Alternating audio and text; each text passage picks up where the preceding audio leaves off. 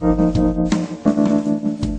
ball up a piece of paper and you take your best shot at the waste paper basket in the corner. You shoot, you miss. There should be a word for that. You stand before the dartboard, pointy projectile in hand. You take aim and release and you miss. Not just the bullseye, but the whole board, and your dart embeds in the wall. There really should be a word for that. And guess what? There is. Sin. Yeah, sin, as in sinner. The word comes from Old English archery and means to miss the mark or to miss the target. And that's precisely what the Apostle Paul was getting at when he wrote this.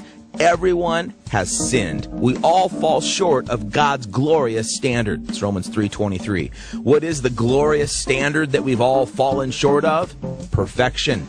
Anything short of perfection is to miss the mark, to fall short, to sin. Sin is any violation of God's will or God's ways. Sin is anything that damages or hinders our relationship with God. Sin is doing what we should not and not doing what we should. And here's the really scary part. Sin cannot be overlooked by a holy God, and the punishment for sin is death.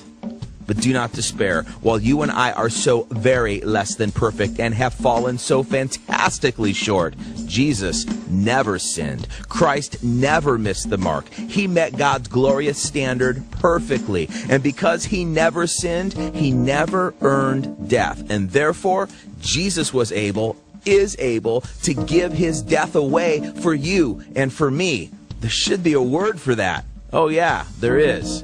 Grace.